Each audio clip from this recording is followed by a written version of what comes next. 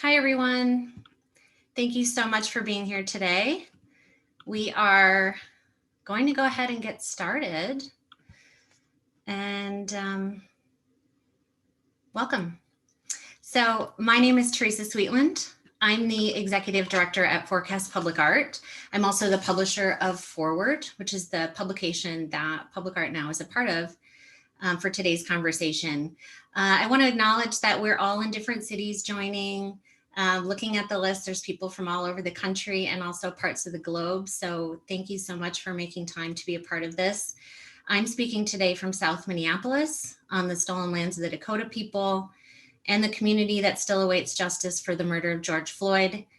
I also want to acknowledge that the violence of white supremacy and racist domestic terrorism that AAPI and BIPOC folks are experiencing. And we really hope that a conversation about artists' role in imagining a better world today can be a healing space today. I encourage you to introduce yourself in the chat and where you're joining us from today so we can see each other and know who's here and you can engage with each other. So today's event is our very first of our new Public Art Now series, which is a section of the digital publication and conversation series called Forward. This talk features public artist Muna Malik in conversation with the current Public Art Now curator, Tricia Heuring. So before I turn it over to Tricia and Muna, I'm going to take a few minutes to just introduce you to Forecast and our new publication. So Mallory, if you can start the slides, then we'll get going.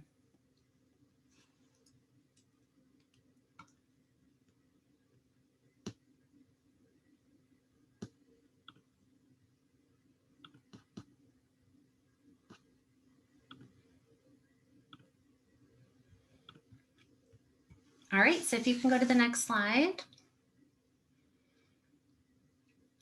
So if you haven't heard about our organization, Forecast Public Art, we are a nonprofit arts organization, and we're also a public art consulting, technical assistance and training team that's based in St. Paul. We were founded by artists over 40 years ago who wanted more opportunities to work in public. And if you can go to the next slide, our mission, which we adopted a new mission this last year, is to activate, inspire, and advocate for public art that advances justice, health, and human dignity. Next slide, please. So we do three main things. We support artists who work in public space, and that's everything from funding artists ourselves to providing them with professional development to connecting them to work. We also help people and organizations who want to connect with artists do so more successfully and equitably. And we build capacity, we share stories, we conduct research. And this looks like anything from developing training for people who want to learn about the intersection of public health and public art, or conducting research around racial justice and public art. Next slide, please. With our consulting and training work, we work extensively in the Midwest, but we've started expanding across the country and a few connections globally, and we welcome those. Our team of consultants, we're artists, we're facilitators, planners, designers, architects, educators, curators. We're working on over 40 active projects here in the Midwest and around the country. And as an organization and as a team, we've made extensive investments in bringing more consultants of color into public art, based on the belief that if you want more equitable outcomes, you need BIPOC folks to have a seat at the table. Next slide, please. In the past 3 years, we've launched new initiatives to address the long overdue reckoning with systemic racism and inequities in our country's public art policies, practices, collections that address our collective trauma. In 2019, with Tricia's leadership, Forecast launched a public art collection equity review process that's based on the commitment to address long overdue racism, invisibility, and bias that exist in public art collections. And this year in 2021, we launched a Change Lab where we'll work with communities to catalyze new thinking, test new approaches, and disrupt the status quo of public art. We are committed to working to bring people together to change public art policy that benefits Black, Brown, and Indigenous people. Our first fellowship for racial justice in public art will actually be announced next month. Next slide, please. So our new publication, Forward, that just launched in October, was really birthed out of the pandemic. So when the pandemic hit, we realized 94% of artists lost income, 63% became fully unemployed. And so we've spent the entire year finding any and all opportunities to support artists, create conditions for artists, and connect artists to communities and institutions. So Forward is one way of introducing people outside of the arts to the value that artists and creatives have in addressing the most vital issues of our time, from the COVID-19 crisis to systemic racism, climate crisis, and more. So we've had 2 issues. Our first issue focused on public health, and our current issue on transportation. And the next upcoming issue will be focused on design. And the hope is that after people read and learn about this kind of work, that they'll be inspired to work with artists. And we encourage anyone who's interested in this kind of work to reach out to us after the talk. Next slide, please. Another part of our publication is just launching with this issue. It's called Public Art Now. And this is a section of the publication that features curated collections of the most powerful public art projects that inspire us to disrupt the public art status quo. Tricia Heuring is the inaugural guest editor of the first issue of Public Art Now. I'm honored to introduce her, and more about our speakers and our curator can be found on the event page. And I'll also include them in the chat in just a minute here. So I'm really excited to introduce Muna and Tricia. Muna Malik, sorry, if you can go to the next slide, please, Mallory. I'll introduce Tricia first. Tricia Heuring is a curator, art organizer, and educator based in Minneapolis. She's also a consultant with Forecast and this issue's guest curator for Public Art Now. And next slide, please. Muna Malik is a multidisciplinary artist based in Los Angeles, California. She's currently featured in Forecast Forward's Public Art Now series for her public art project, Blessing of the Boats, which you're going to hear all about today. Next slide, please. And Mallory Nessum, who is working on behalf of the slides right now, is our curator of programming and partnerships and will be moderating the Q&A. So thank you again for being here, and I'm going to turn it over to you, Tricia. Okay, thank you. Thanks, Teresa. I'm so excited to be here today. I've been really anxious about this conversation just because Muna is one of my favorite artists. And so always the opportunity to chat with somebody with an audience that you admire and are excited to share their work is an honor and a privilege. So thank you, Forecast, for this opportunity.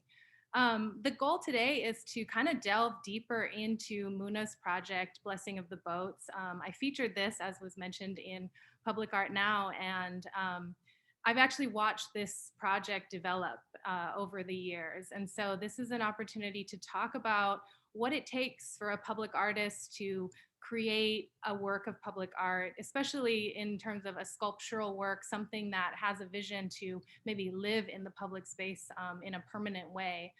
Muna is on her way to realizing this project, and it's still in process. And so there's a long history with it that's actually started in Minneapolis. Muna used to live in the Twin Cities, and her and I were in contact as she began her art career. And I remember her kind of deciding whether or not she was going to sort of be an artist. And I said, absolutely, yes, you're going to be an artist. And so it's been such a pleasure to see her really make that come to fruition. So I will switch to some slides so we can start going through the story of the Blessing of the Boats.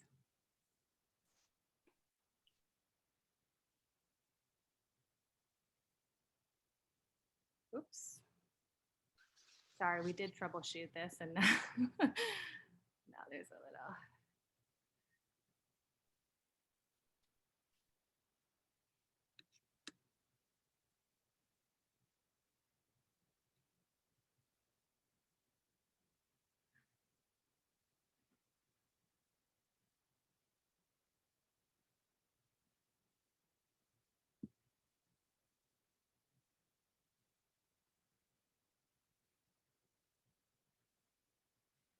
Okay.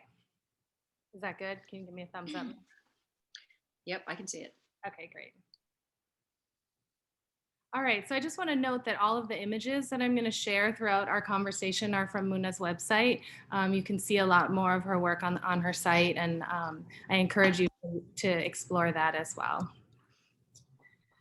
So to start, I want to just ground us a little bit in some of Muna's larger body of work. She's a multidisciplinary artist, mostly working in public space, but I think it's interesting always to see an artist's larger context and know what kind of work she makes. So from collage to photography, and working in billboards and messaging around political issues.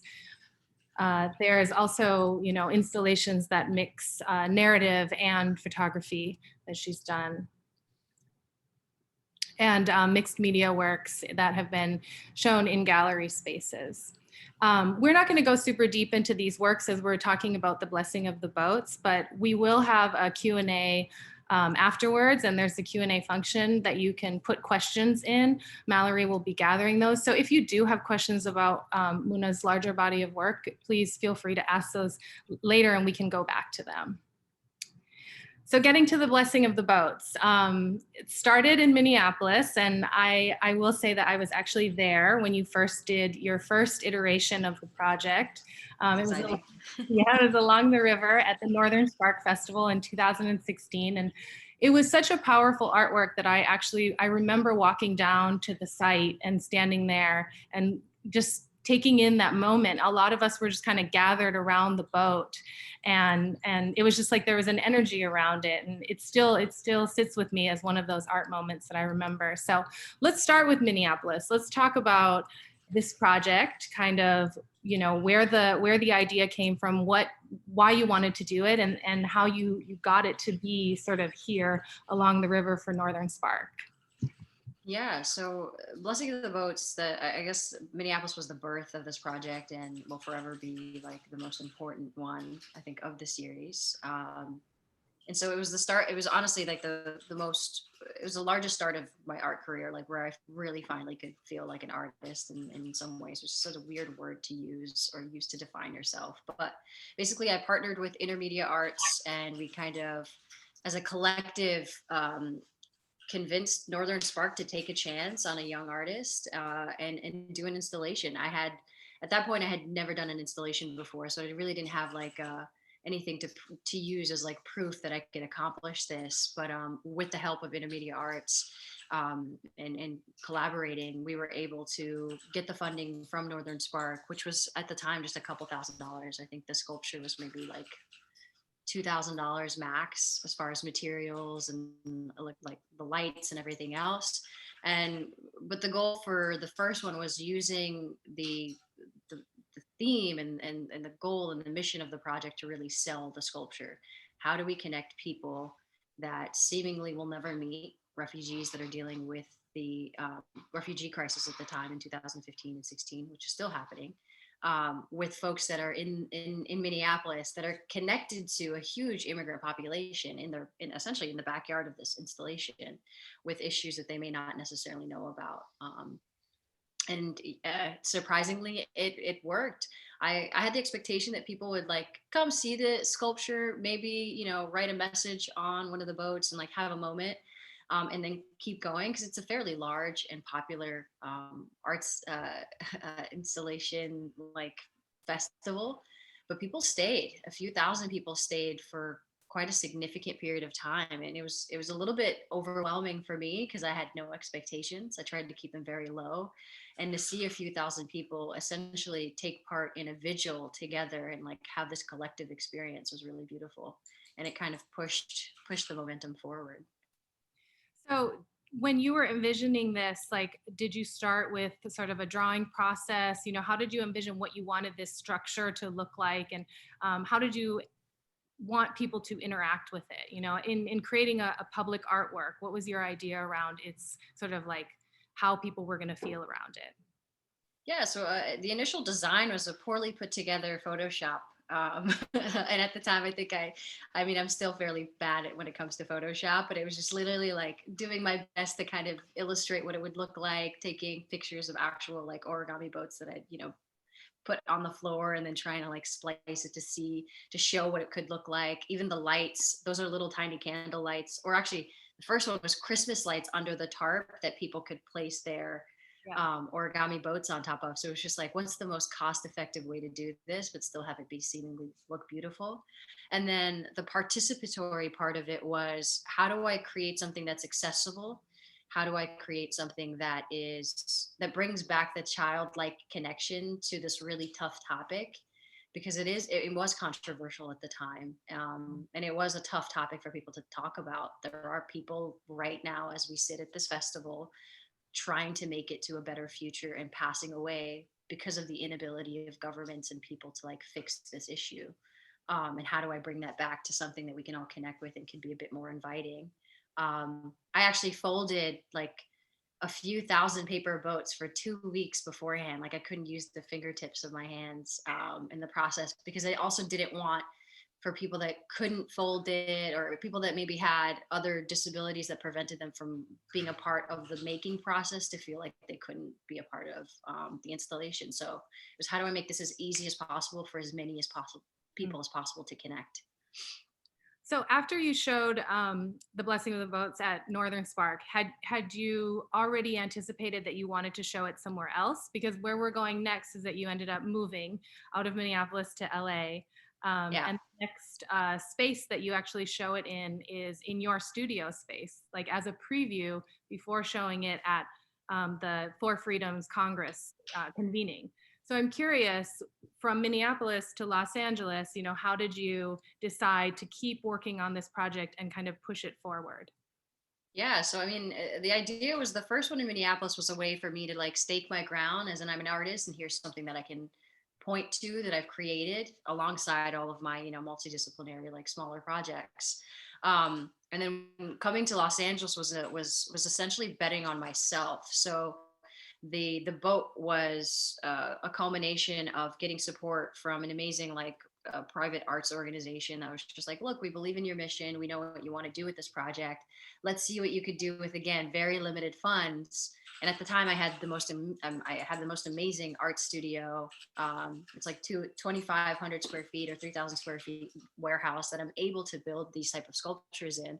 And I just, it was again trying to prove the power in using sculptures as a vessel for something bigger, in a way to connect people. So it was the mentality behind, if you build it, they will come.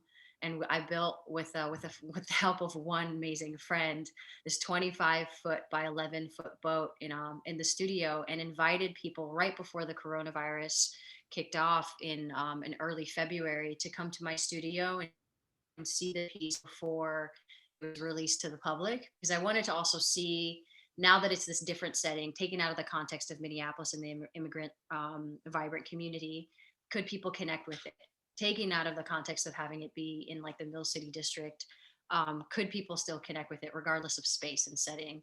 And people did. Like 300 people came to my studio, which I didn't realize I could fit that many people along the sculpture and everything else. And again, it was a very different type of vigil, but people communicated and congregated and got to know each other through the process of making and writing the messages out, which is what led to Four Freedoms and the Congress at MoCA here in Los Angeles working out great, because it was just like, I have these two completely different situations that I can point to where people still, for the most part, respond the same.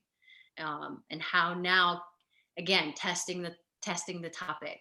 How do I do this in an accessible way for people that are at this like arts convening to connect with a piece of work? Meanwhile, there's a lot of other things happening in the space. Like I think in that same room at MoCA, they were giving speeches and dialogue. And how do I use the space that's around me now to kind of still connect people on a really tough topic, which even at this point, it was still around immigration and refugees. And the point was proven further, regardless of context or space and environment, people will connect if the message is clear, and if they themselves can bring about their personal connections. I think something that's so interesting is just to see the context changing, that you showed it along the river in Minneapolis, and then you showed it in your studio, and now here it is at a artist convening. artists and organizers convening, and just to see how does this public artwork keep transforming and this prototype, keep developing. And I think one of the things that I want to sort of express with your story is that to get to this public artwork that potentially is going to live permanently somewhere, on land somewhere, there's this process that you have to go through to understand how to build it, how to engage people with it.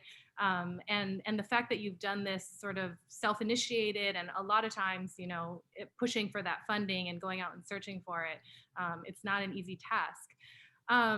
Can you speak to like the shift in the materials that you used, and like from where you started, the way that you talked about the lighting and the materiality in Minneapolis to now it's looking different. It's taking a little bit of a different shape.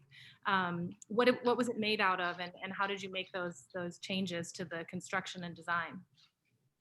Yeah, I think the funny thing to look at between the pictures of Minneapolis and here is like literally the evolution of also my art career and how serious I was taking it in some ways, or like even the confidence that I had to be able to do it. Where it's materiality wise, it's still wood, it's still stretched canvas that looks a lot like plexi. And I have to remind people oftentimes because they assume it's this like really sturdy structure.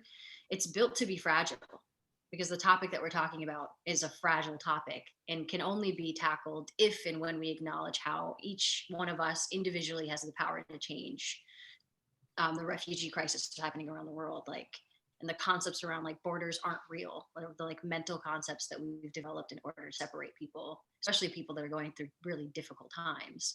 And so yeah, the materiality was like an evolution of being able to hone the craft and practice. Like this came with a lot of like mishaps and blood splattered on certain panels. I've done tons of different panels of this boat. It's made really architecturally sound to look fragile, but in reality, like it is pretty sturdy. But it's made out of fabric and wood. Also, those materials are like accessible for the most part all around the world.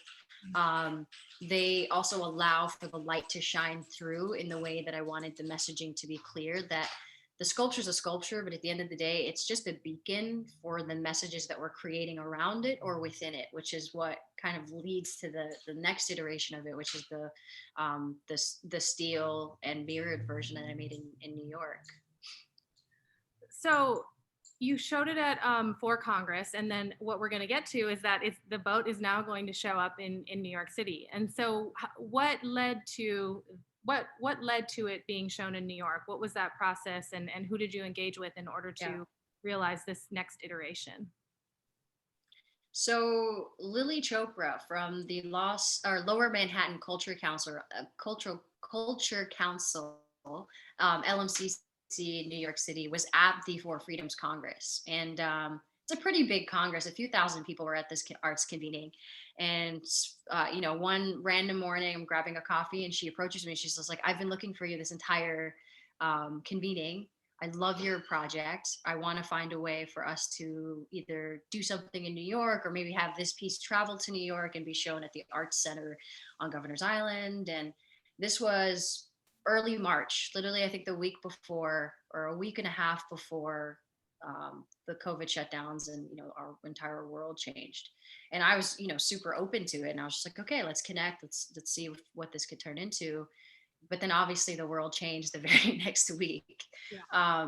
And during the height of the coronavirus, we had just been exchanging emails just about life. And we had a really poignant conversation around, I think of maybe 2 months into the pandemic where things were looking really grim and we were all not entirely sure what the future was going to hold.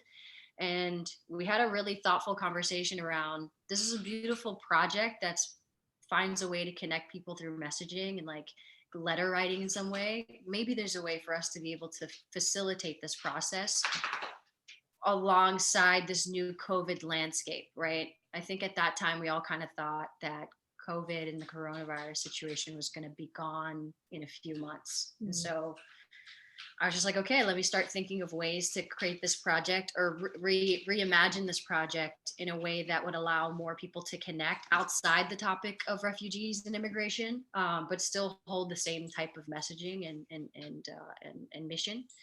And so that is what led to this new design. What's funny is like I have these designs all in my head and like, stenciled out or even just like made on Photoshop, but there's a ton of ideas that I never think are going to be made because obviously as an emerging artist who wants to continue to work in sculpture, financially, it is incredibly difficult to do it on your own. And you just kind of have to bet on yourself, which was what that the one in my studio was. But like as far as this sculpture, there's no way I was going to do this on my own, especially during a pandemic where everyone had to be really like thoughtful about finances. And so connecting with LMCC as COVID started to shift a little bit around that summer, we decided to go for it. So working with Battery Park and LMCC and some amazing fabricators alongside me in New York, we managed to put this together in about 3 weeks. It's made out of stainless steel and mirrored plexi. Um, Much like the first boat, I had to think about it in a new context. It is an outdoor installation, temporary but outdoor, and how does it live with the environment? And so this time, decided to have the messages live inside the boat and hold, and with a slightly new prompt, which was, how do we all come together as a collective and reimagine a better society, and like what actions do you as one person can you promise to like do and to make this better future possible. And so this was actually right after we put the piece together. There were these little kids that were hanging around the park watching us put the sculpture together. And then when they finally saw the thing come together, they just seeing their faces made everything worthwhile. All the things that could have gone wrong and were going wrong. And they came back every single day that the installation was in Battery Park City. And now it's actually in Governor's Island in New York. So it was exciting just to see little kids also get the opportunity to have some semblance of a normal experience with public art, given the fact that everything else around us wasn't very normal. Yeah, so this is living now. It's still there. It's still in New York. And it's temporary. It's not a permanent installation, but it's the longest run that it will be anywhere. So it's sort of like with each iteration, it's kind of staying in it. With Northern Spark, it was like for a night, and then your studio, and then for Congress. It's kind of like extending its lifespan. I see the trajectory. I'm so excited. The next version is going to be like this huge, even bigger, like somewhere central. But I'm curious, what were you learning along the way that led you to say, I want it to be a reflective surface rather than the sort of like, translucent surface, and or putting the boats living inside this. How did you determine these like lines that you put on it, and just what was it from the process of developing the sort of prototypes and experiment that led to this? And is this your last iteration, or do you think it will be revised? I think there's at least one or two more iterations of it. I mean, ideally one more, which would be the permanent installation for this piece, and it will look a little different given the context of where it ends up landing. But the idea around reflection was, how do I create the sculpture that, messaging and mission wise has always been about using it as a vessel, but how do I still shift it just enough to make it about how do you see yourself in bettering the future, or how do you see yourself in the actions that you're promising, but how do you see yourself in the environment around you? Because at the time, this is in New York City, people had been stuck in their apartments for around 4 or 5 months at this point. Some folks having to watch refrigerators outside their door, and like really really grim tough thoughts and feelings.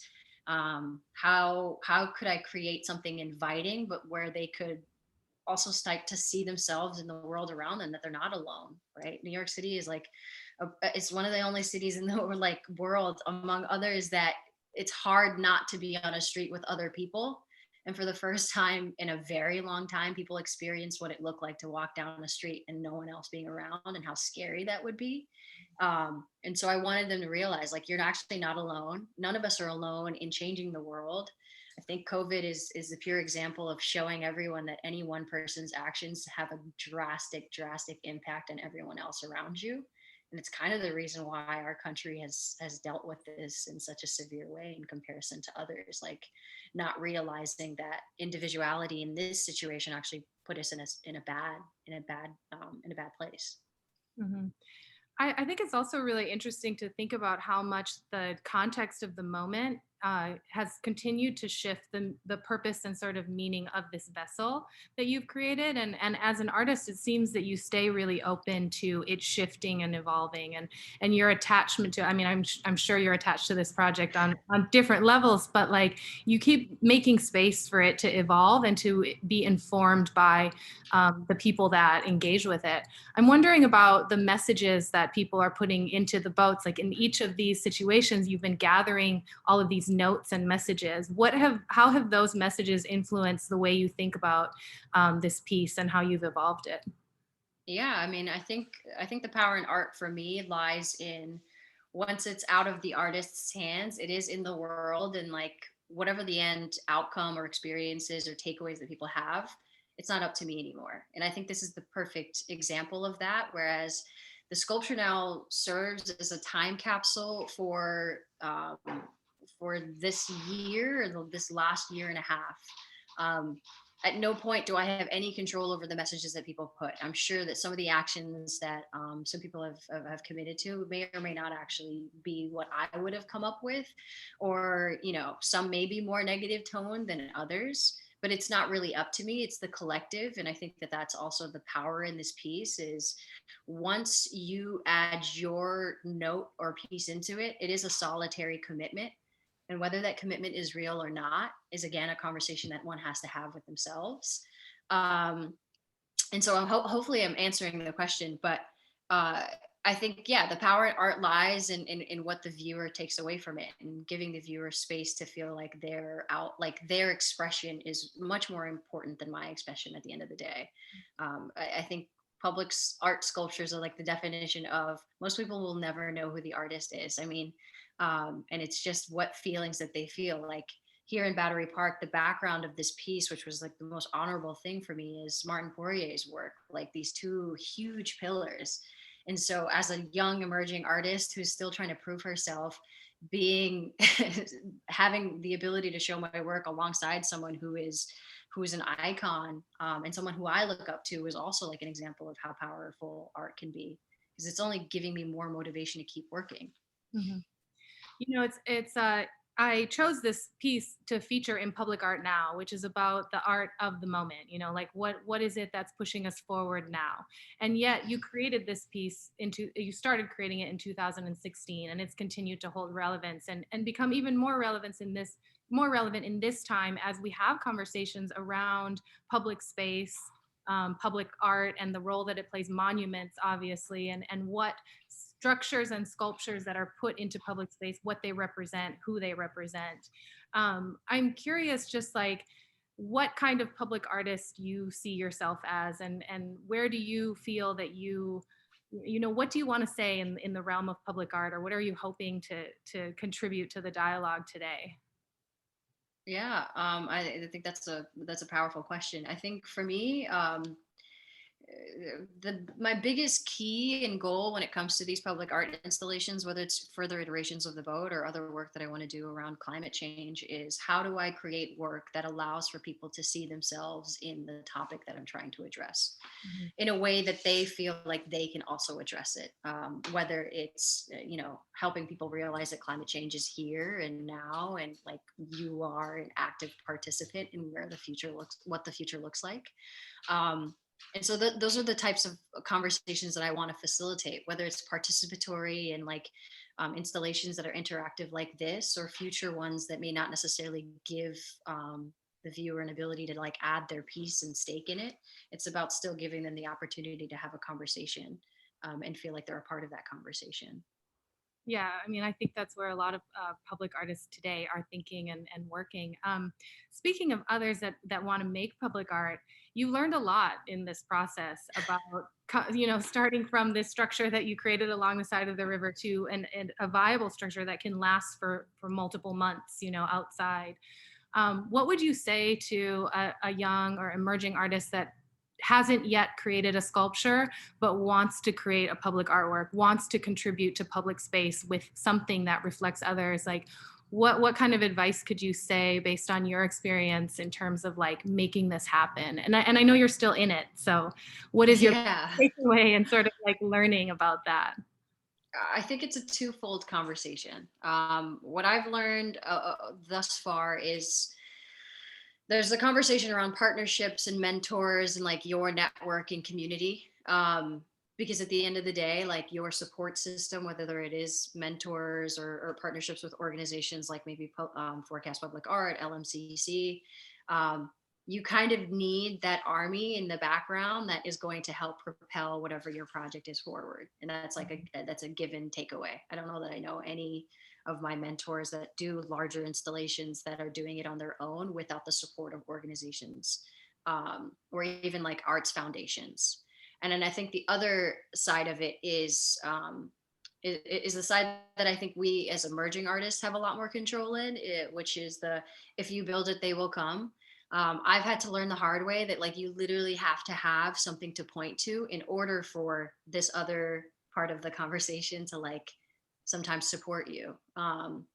There are very few artists that I've met that are, that have the careers that I'm aspiring to, that have told me that they managed to, get something made from a sketch without any like real legwork behind it. I mean, I'd love to find an artist that was able to do that, but I think that that's like that's a different area.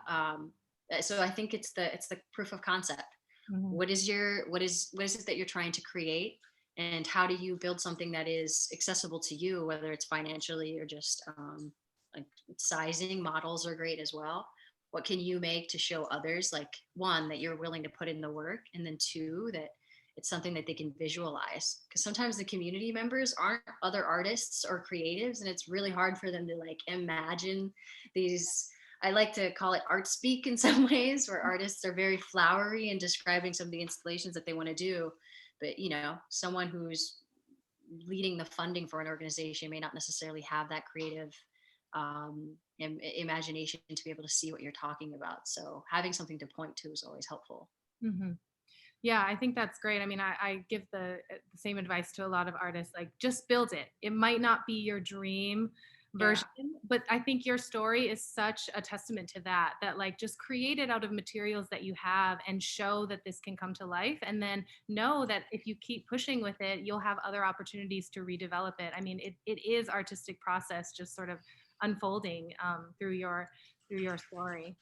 Um, I'd like to kind of shift a little bit just to get us into the current moment, and we're also going to talk about a few of the other public art now features that I curated for the issue. But we've been talking about this time of pandemic and just sort of how things have shifted, and it's amazing that you were able to present a public artwork and collaborate with an organization during this time. But the rest of your time you've spent a lot in studio, Yeah. making work that I think is very different than some of the previous work that I showed as your larger body of work.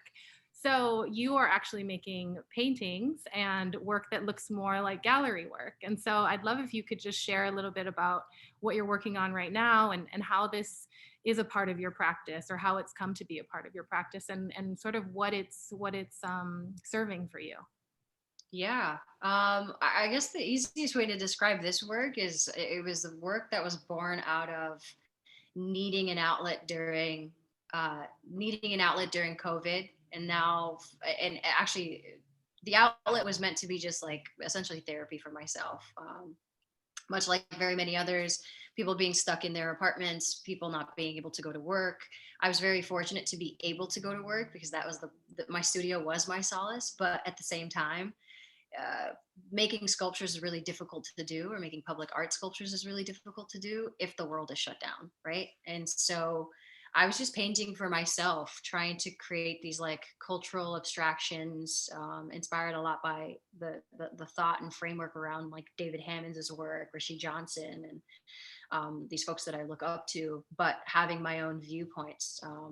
A lot of this work now has the color spectrum of like the Cedar Riverside Towers, because like that was my background, and finding ways to create these whimsical seeming abstractions that are actually touching on really tough topics. I think the one on my right is the piece that I made on January 6th of this year, watching literally being in the studio watching the insurrection happening on like my projector, meanwhile trying to just paint to like understand how, as we talked about, how white supremacy has the ability to just thrive in this country openly and safely, whereas during the George Floyd protests, where everyone that's in Minneapolis, like people are literally being beat in the streets for fighting for justice, and how the nuance between that conversation is, I just don't understand how people don't see it, and using just these paintings and this work as a way to get out all the internal frustrations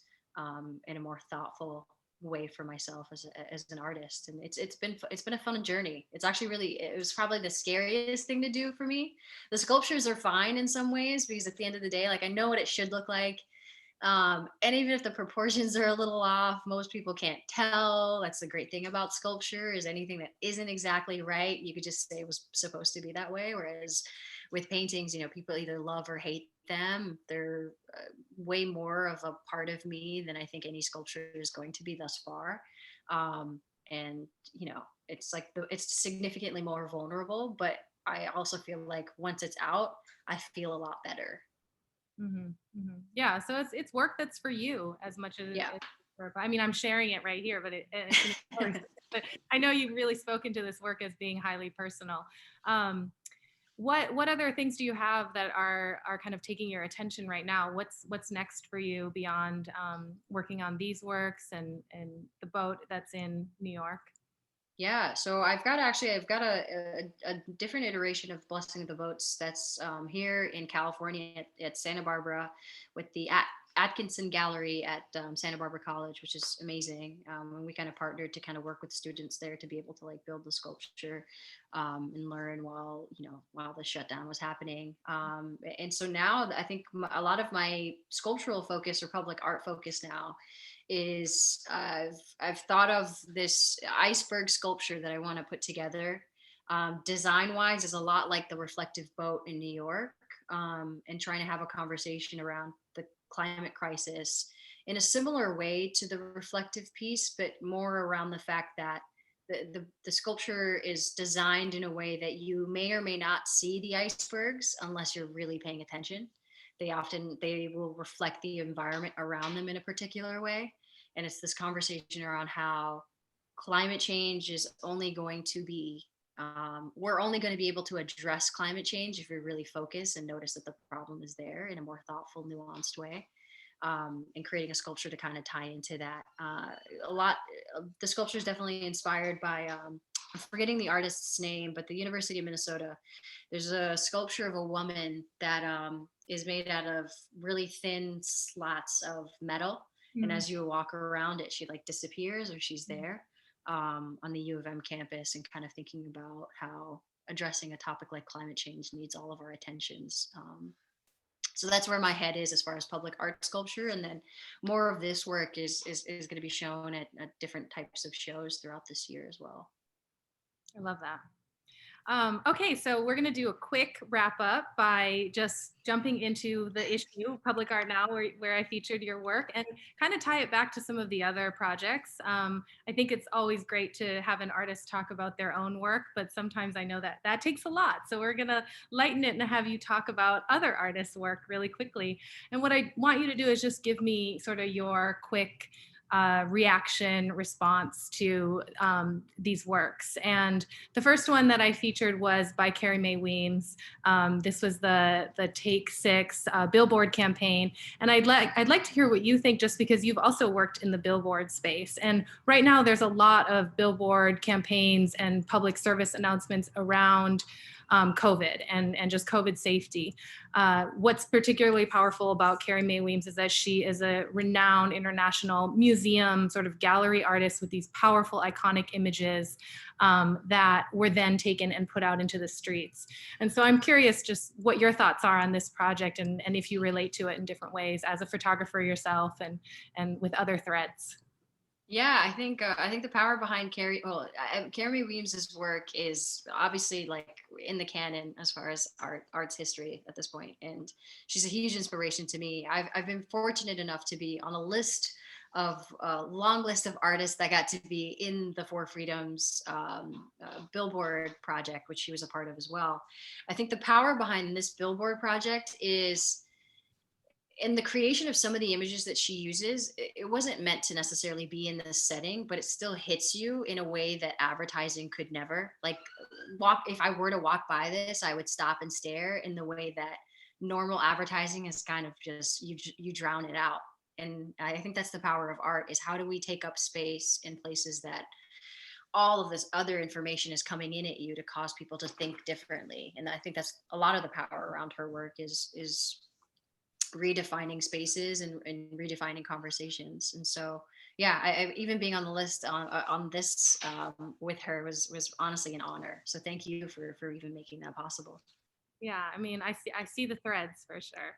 The other project that I wanted to touch on and see what your thoughts are the In Plain Sight project, which was presented over the 4th of July weekend, which was very timely for something like this, just given we were still in the Trump presidency. And this was a project to fly messages over ICE detention centers. And it was a lot of artists that I know you are actually in contact with and have collaborated with.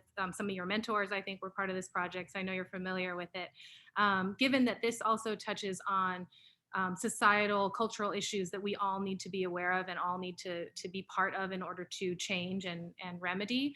I'm curious how you respond to this project. Oh my God. I think this is like, again, taking really tough topics and finding a really simple way to connect it to as many people as possible.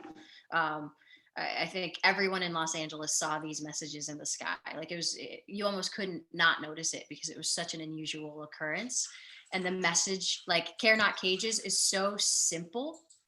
How 3 words touch on such a tough topic, and like, is the power of art, because regardless of what side of the conversation that you're on, you knew exactly what they were referencing and what they were talking about.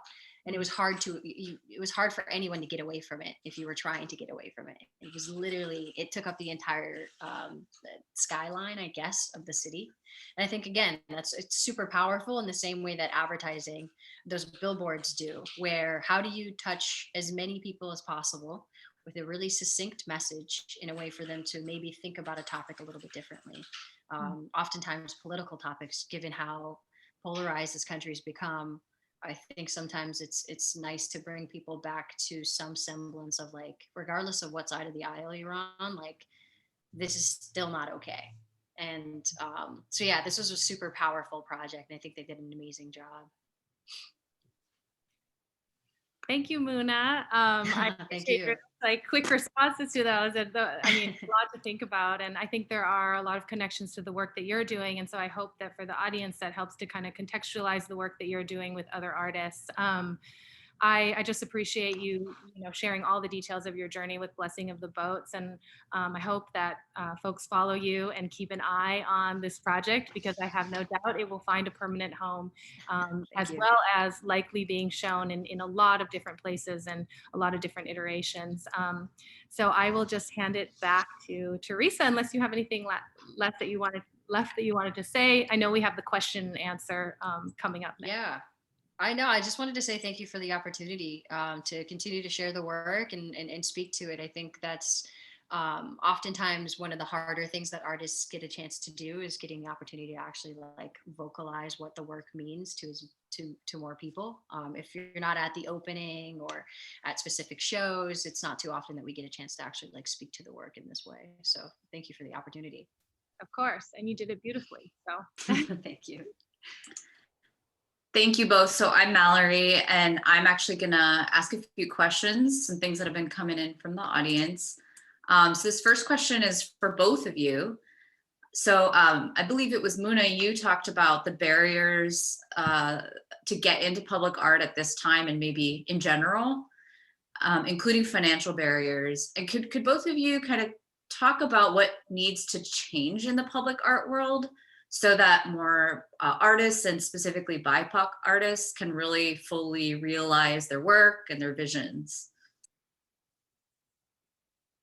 I could give just a small perspective, just as an emerging artist. I think for me, I remember, if I bring myself back to 2015 or 16 when this was happening, having this idea in mind and looking for opportunities to do it, there's nothing more defeating as an emerging artist to like go on to like the criteria of any grant or like public art call.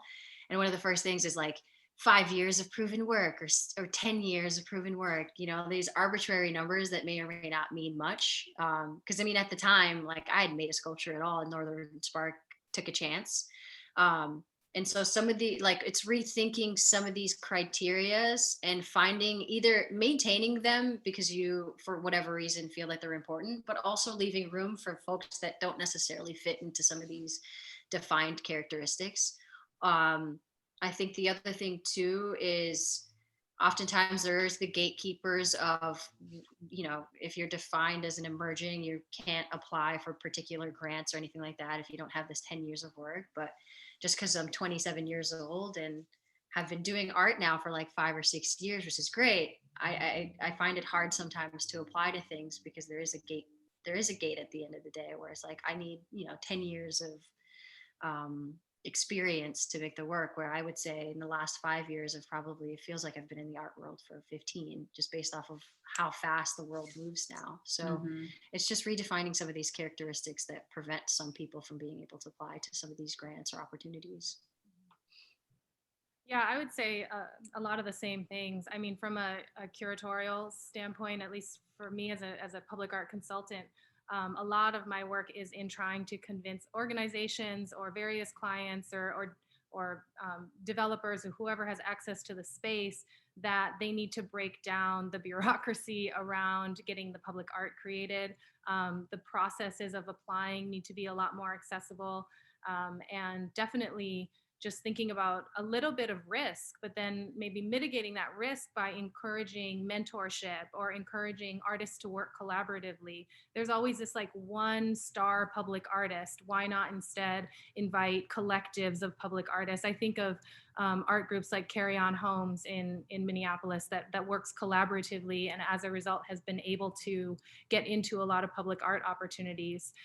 So I think that's one way forward, but then the structures and processes have to be more open to collectives working together and young emerging artists working together as a group, as opposed to just this one star artist that has all of the experience and credential. So this next question is specific to Blessing of the Boats, but I invite both of you to think about it.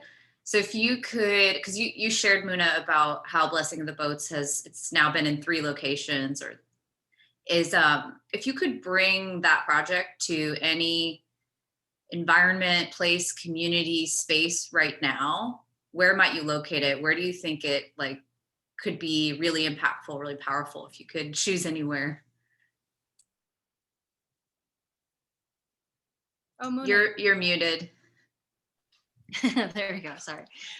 Ideally, if I could choose anywhere, this isn't based off of the fact that I'm speaking to you guys, and most folks that I'm talking to right now are based in Minneapolis, but like Minneapolis was the birthplace. I think it's the birthplace of my art career. I think a lot of immigrant communities in Minneapolis have a very nuanced connections to boats themselves and the imagery that's connected to this project, but also the mission and the conversation around connecting cultural divides and connecting folks dealing with tough topics like immigration, like refugees, and now like what actions we can do to make a better society. I think it's partially also just because Minneapolis is home in a particular way, that it was the reason that this project was birthed, was being able to live alongside all of these different immigrant communities. And then outside of that, I think the other, it wouldn't necessarily be a permanent installation, but I think in the future, I'm going to try and work with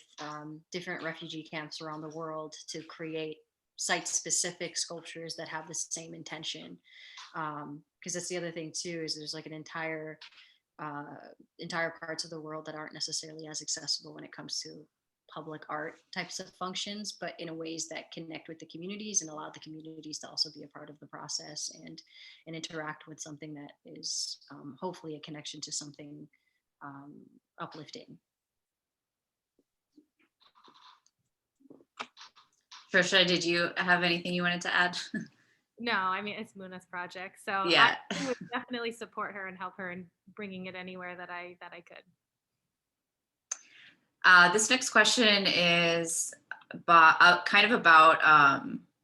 if you sense any differences in the kinds of conversations between generations that are happening in the public art space and public art and activism. So is there a difference in the conversations you have with peers that are your age making artworks that are perhaps more in an emerging art space, and folks a generation or two above you?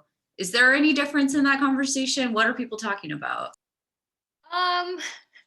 There is sometimes. So I'm very fortunate to have the most amazing collection of mentors that are all fellow artists. So that's, Hank Willis Thomas, Rashid Johnson, and the list kind of goes on. And the one thing that I find myself is like the tension point sometimes is, at least for myself as a young artist who's just, always just working and trying to make the work happen. I don't, the bureaucratic aspect of it and like having to talk to all the different foundations are never the part that I enjoy. And for the most part, I avoid. Like, I'll come up with the idea, I'll figure out the budgeting, I'll do all the things to make the project possible first. And then comes the side of having to have those partnership types of conversations. Whereas with them, I find that Hank is actually a really good proponent for this. He's always just like, you gotta slow down and like maybe develop the project with the organization or get the funding first and then come up with the idea, or it's just a very different thought process and style. Or sometimes they'll give me advice where I'm just like, guys, I can't do this because of the fact that I'm not quote unquote Hank Willis Thomas and I'm not Rashid Johnson, right? Me getting the ability to make this idea happen isn't necessarily as possible because I don't have the fame in the art world in the way that you guys do. Because, if we have to be honest, like, our name recognition is a huge, huge part of what gets greenlit and what doesn't get greenlit. And so sometimes it's just helping them understand that, like, yes, you've been in this game for 20 to 25 years longer than I have. And that comes with a certain level of weight that allows you to do certain things that I may not necessarily be able to do just yet. But due to that, I'll just have to break down doors differently, Tricia, anything you see curatorially? I mean, I'm kind of in this like middle space, I'm not I'm not a boomer, but I'm not an emerging curator. So I'm like in that middle where I really see and actually value both sides. And I'm really interested in that intergenerational conversation, where we have this previous generation of public artists that are passing on knowledge and resources and collaborating to like make artworks happen with younger artists. I think right now it's just this, there's a lot of transition happening in public art and in the art world in general. And how do we kind of share that legacy knowledge with the next generation of artists who really are coming up in such a different time in terms of technology and social media and just all of the access that artists now have to get their art out and have it known. But there's a lot of also value that artists who have been around for a much longer time have in terms of access. So I'm interested more not in like the differences between those conversations, but how we can have them across generations. What I would add to that is what would be cool for me to see, and I'm working towards making this a possibility for myself, and I'd love to see it for other artists, is if those older generation artists and younger artists could do collaborative projects in the way that like musicians can. I think that would be really interesting to see in the visual art space, where collaborations happen just as often as they do in the music industry, where Madonna could make a song tomorrow with some new up and coming singer and no one thinks twice about it. But it doesn't happen nearly as much where like Kehinde Wiley will show up with a sculpture with some unknown artist's name, and so seeing that happen could be really cool. And that's what I'm pushing for. I love it. Thank you both. I'm going to hand it back over to Teresa. Thank you. This is really inspiring. So much more we could be talking about, I'm sure, and hope we can do this again. So a couple things in the last minute. We have, Muna, it was so great to hear you talk about why funding and support for emerging artists is so critical.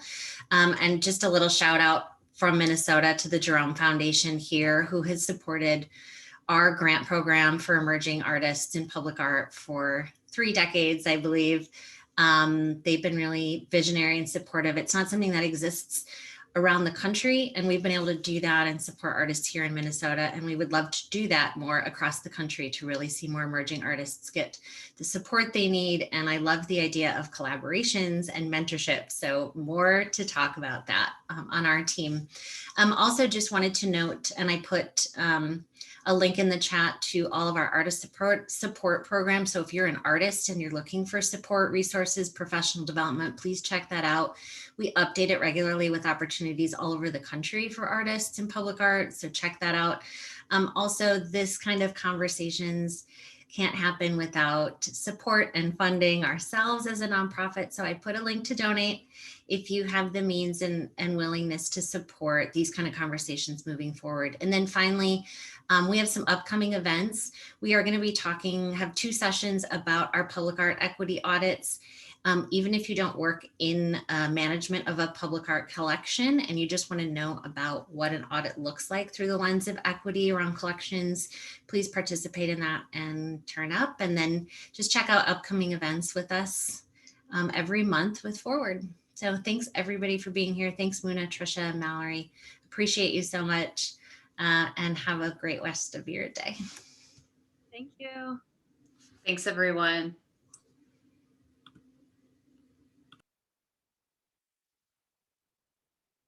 Are we good?